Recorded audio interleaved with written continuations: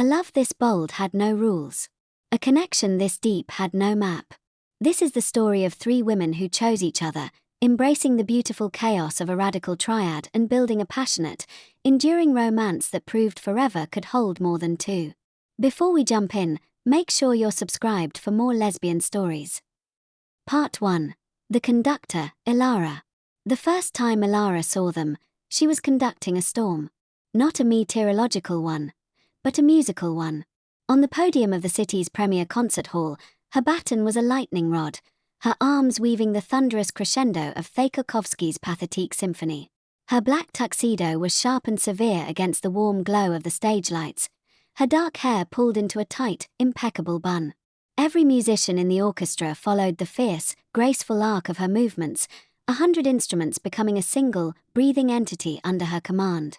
And in the midst of this controlled tempest, her eyes, sharp and assessing, scanned the audience as they always did, reading the crowd's energy. That's when she saw them, a splash of vibrant color in a sea of monochrome evening wear.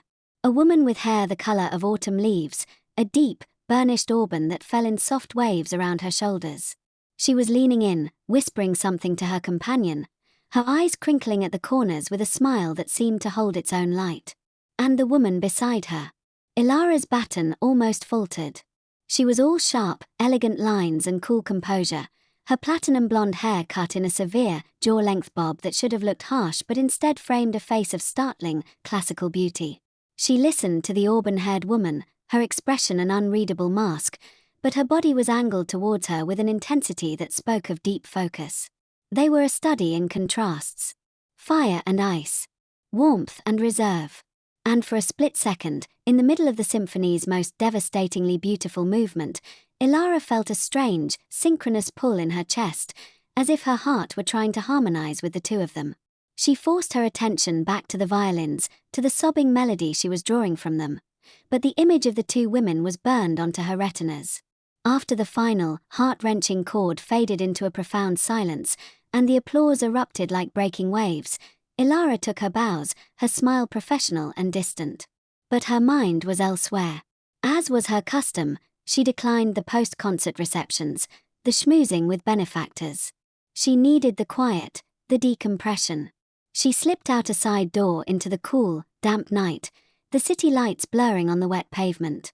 She walked the few blocks to her favorite late-night cafe, The Quiet Note, a place known for its excellent coffee and its policy of enforced silence after 10 p.m. It was her sanctuary. Pushing the door open, the bell chimed softly, and the warm, rich scent of roasted beans enveloped her. And there, sitting in her usual corner booth, were them. The auburn-haired woman was animatedly sketching something on a napkin, her hands flying, her face alight with passion. The blonde woman was watching her, one elbow on the table, her chin resting on her hand, and for the first time, Ilara saw a crack in the marble facade. A small, tender, almost imperceptible smile played on her lips. It was a look of such profound affection that it made Ilara's breath catch. She was rooted to the spot, feeling like an intruder on a sacred moment. She should turn around, leave, find another sanctuary. But fate, or perhaps the auburn-haired woman's keen peripheral vision, intervened. The woman looked up, her warm hazel eyes meeting Ilara's.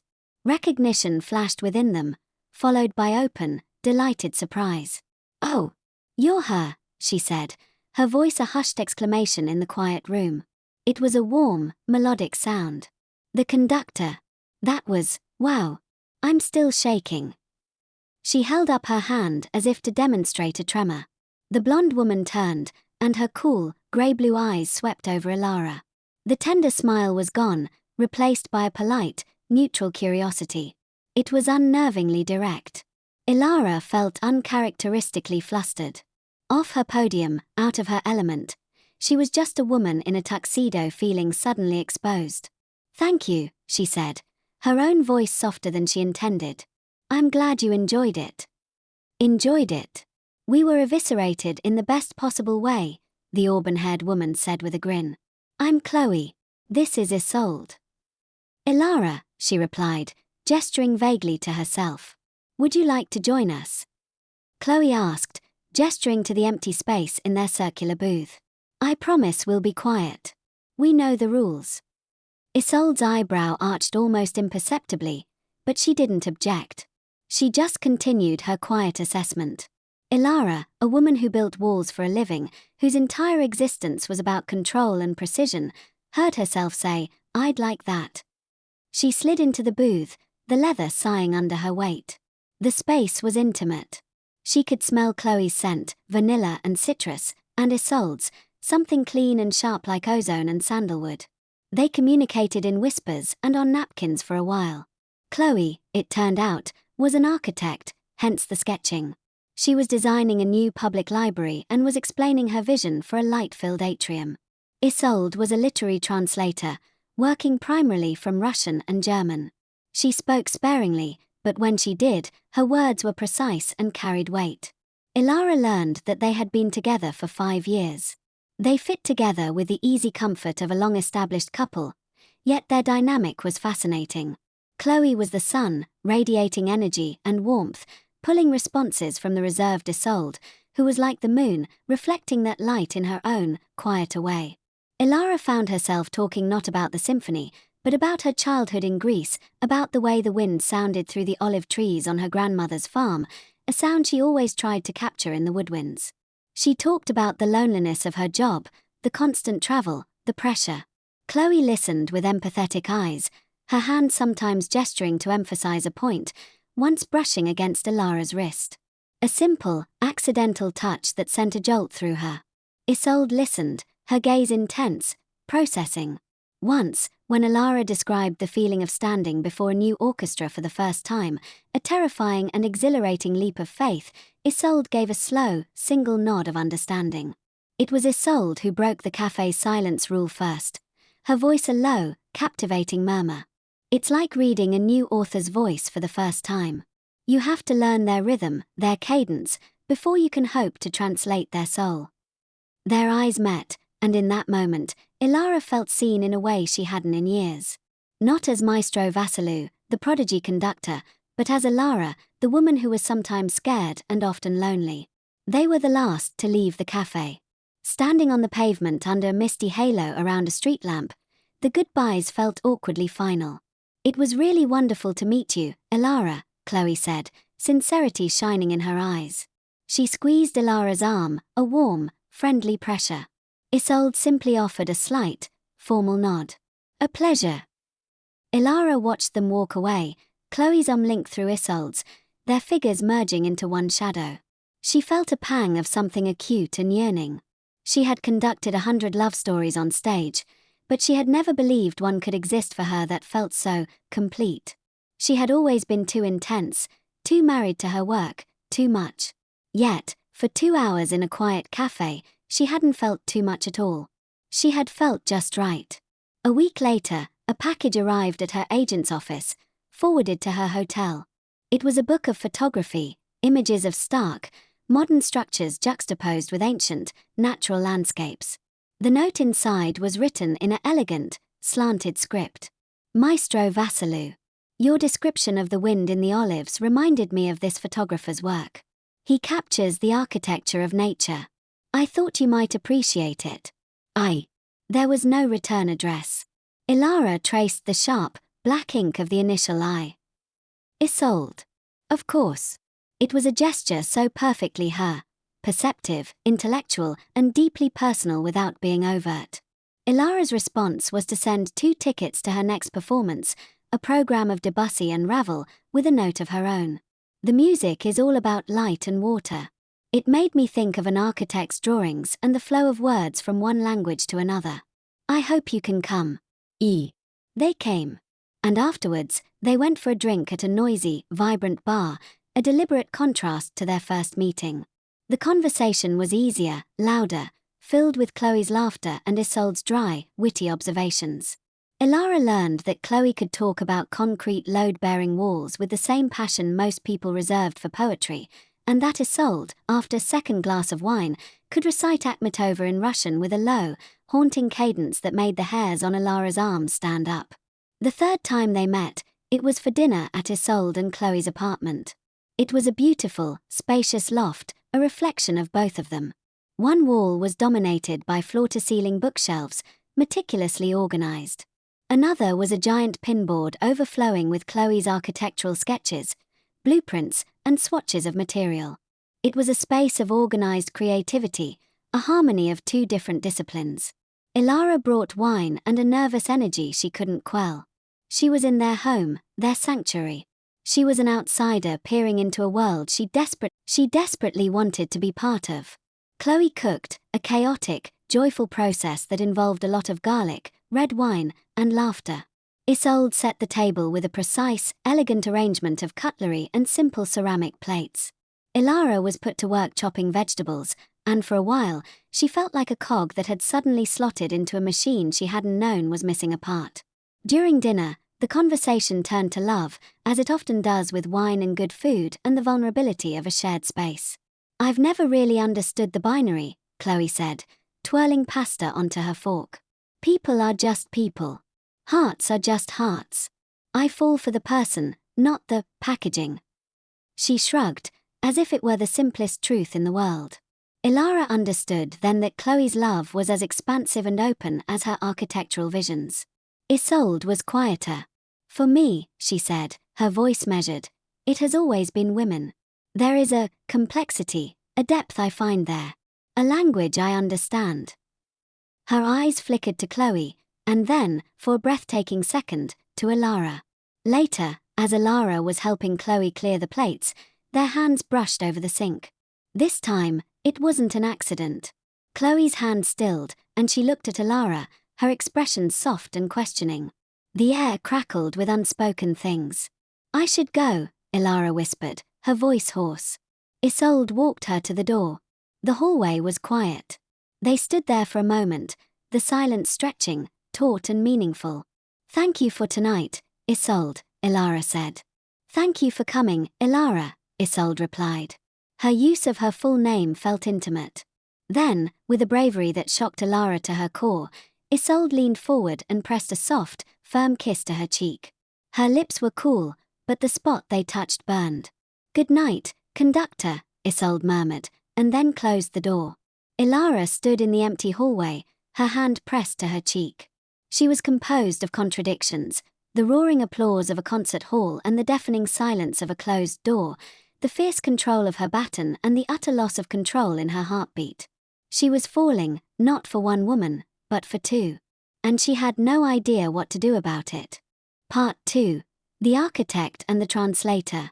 The door clicked shut, and Isolde leaned her back against it, closing her eyes. She could still feel the phantom pressure of Ilara's cheek against her lips, the subtle scent of her perfume, bergamot and night-blooming jasmine. Chloe was in the kitchen, the water running.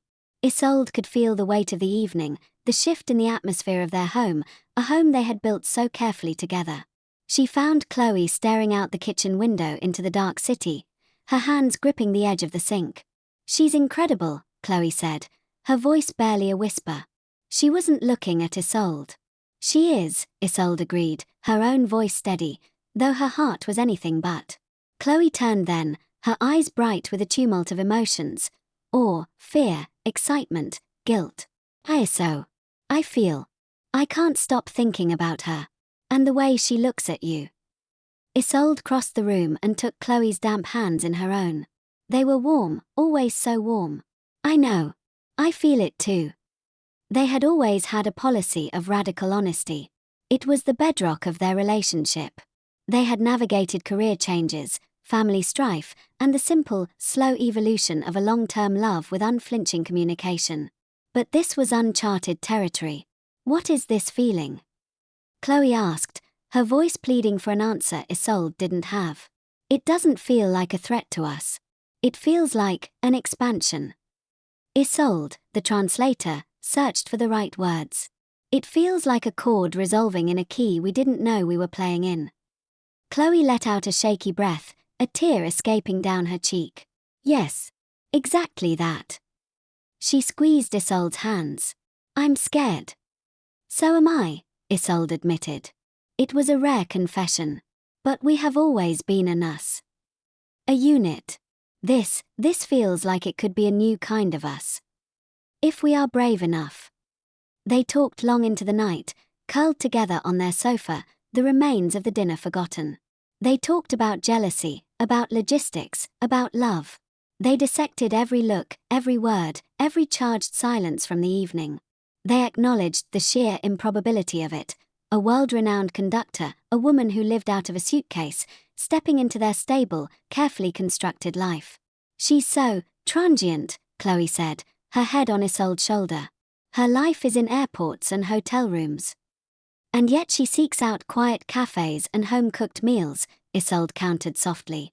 She seeks an anchor. The next morning, they made a decision. They would be brave.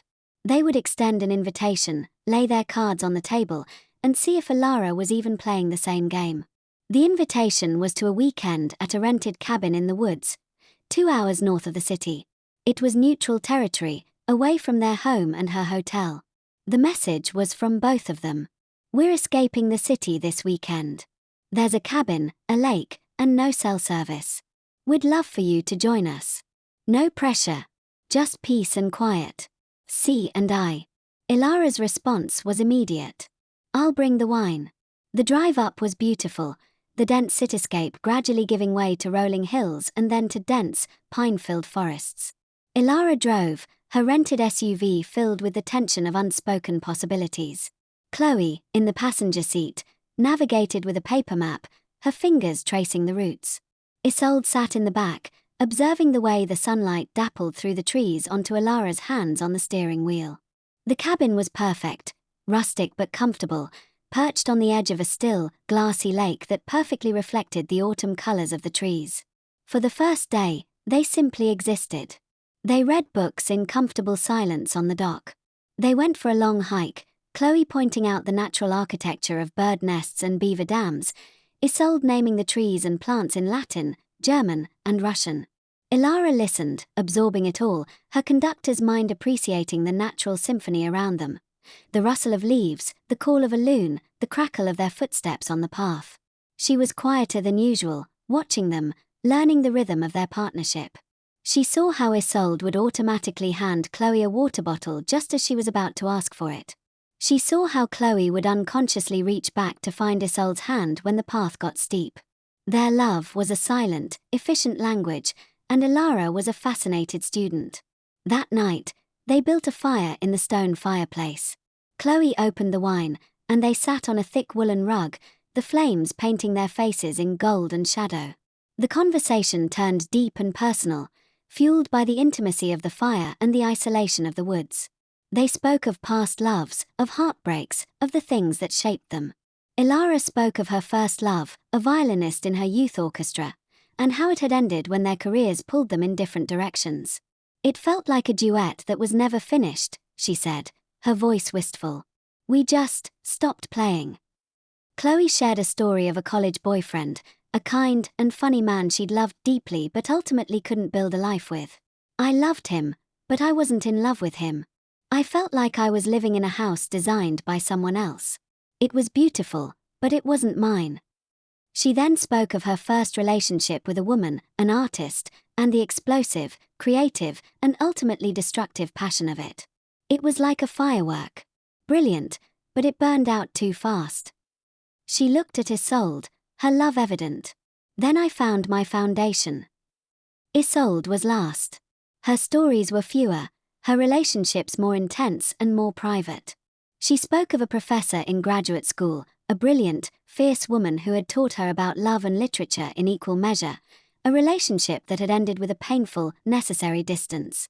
She wanted a disciple, Isolde said, staring into the fire. I wanted a partner. The fire crackled. The silence stretched, filled with the ghosts of past loves. It was Chloe, always the brave one, who finally broke the tension. She turned to Ilara, her face open and vulnerable in the firelight. Ilara, she began, her voice steady but soft. What's happening here? With the three of us, we feel it. We've talked about it. And we want to know if you feel it too. Ilara's breath hitched. She looked from Chloe's hopeful, anxious face to Isolde's guarded but intent one. The moment of truth. The precipice.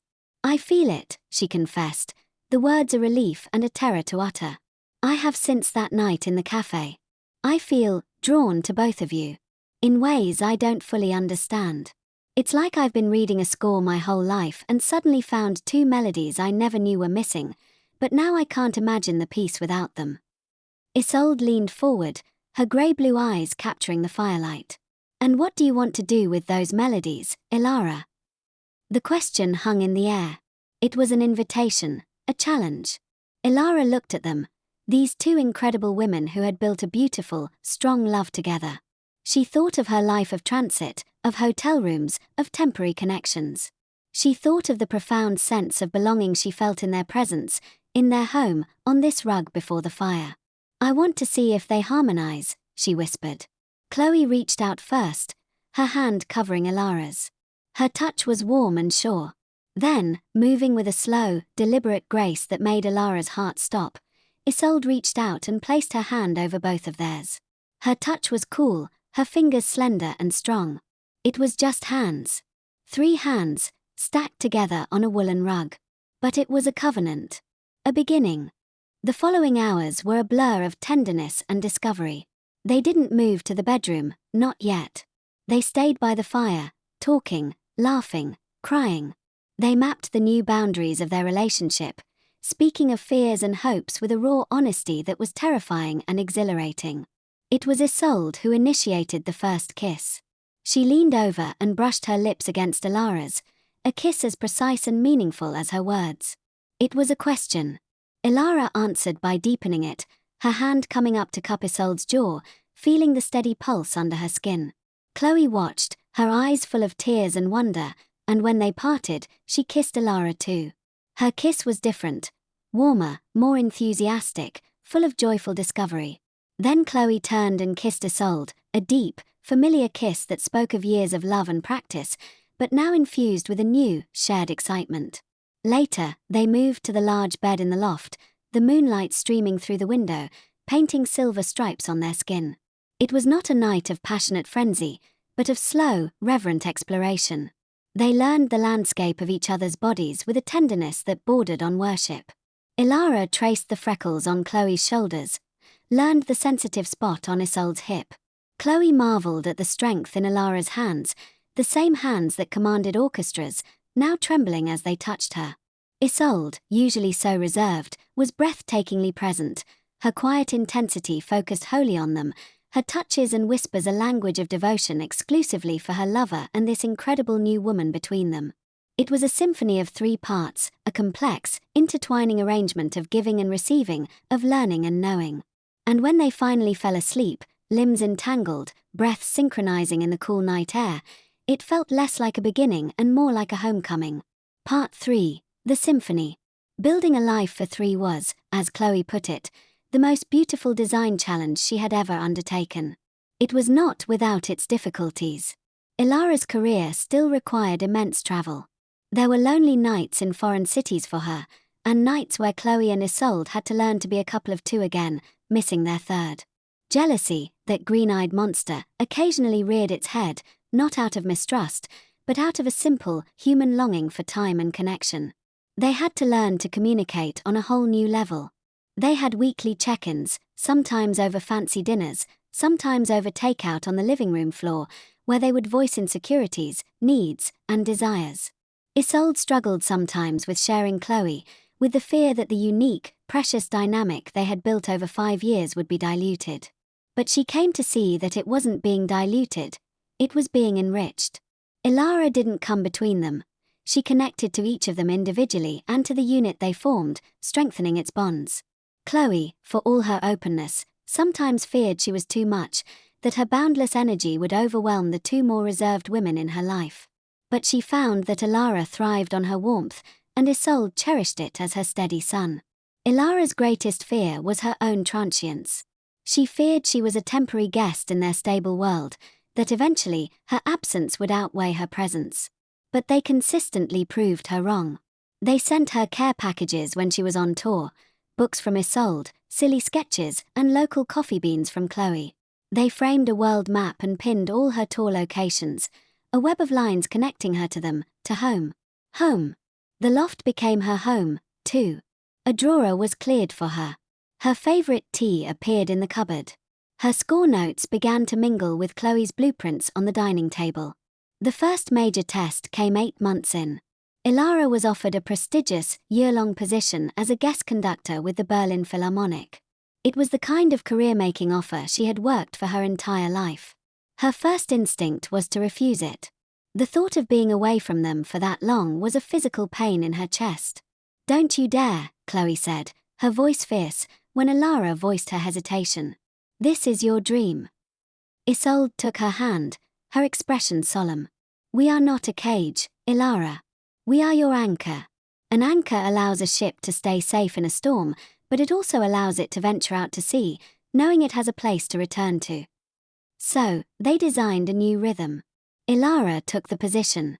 They used every penny of her increased fee on flights. Sometimes both Chloe and Isolde would fly to Berlin for a long weekend, exploring the city by day and filling her sterile apartment with their life and love by night. Sometimes, just one of them would go. Chloe's visits were a whirlwind. She'd drag Ilara to museums of modern art and on long walks to study the city's architecture, her hand firmly clasped in Ilara's, talking a mile a minute. Their time together was bright, energetic, and filled with laughter. Isolde's visits were quieter. They would spend days in cafes, reading, or working in comfortable silence. They would talk for hours about music and literature, Isolde helping Ilara with her rudimentary German. Their love was expressed in deep conversations and long, quiet embraces. And every time Ilara returned to the loft, it was a celebration. It felt like a missing instrument rejoining the orchestra, making the music whole again. The year apart was hard, but it forged their relationship in steel. It proved that their love was not dependent on constant proximity. It was a choice they made every day, across continents and time zones. When Ilara finally returned home for good, her career forever elevated, they were waiting for her at the airport with a simple sign that read, "Welcome home, our conductor." They had a surprise for her. While she was away, they had bought a house. Together. It was on the outskirts of the city, surrounded by trees, with a large garden and a studio for Ilara to practice in. It was a home they had all designed together, via late-night video calls, sending sketches and floor plans back and forth across the Atlantic. Chloe had overseen the renovation, Isolde had designed the library, and Ilara had insisted on a music room with perfect acoustics. It was their ultimate collaboration. The night they moved in, they lit a fire in the hearth of their new home and christened the floor of the living room with a picnic of champagne and cheese, much like their night at the cabin. "I have something for you," Ilara said, her voice thick with emotion. She handed them each a flat, wrapped package. Inside, Chloe found an original architectural sketch of the concert hall where they had met, framed. In the corner, Ilara had written, "Where my symphony found its missing melodies." Isolde's was a first edition of a novel by one of her favorite Russian authors. In the margin of the title page, Ilara had written in careful Cyrillic, "You translated my lonely heart." They held her, and they cried, and they laughed, and they knew, with a certainty that settled deep in their bones, that this was it. This was their forever. The story of Ilara, Chloe, and Isolde wasn't always simple. It was a complex, three-part invention, a piece of music with unexpected harmonies and dynamic shifts. But they were the composers. They wrote the score together, every day. And it was a love story, a grand, romantic, breathtakingly beautiful love story. Not in spite of there being three of them, but because of it. Their love was not divided, it was multiplied, a boundless, evolving creation built on a foundation of trust, honesty, and the unwavering belief that some souls are simply meant to be found together, no matter how many there are.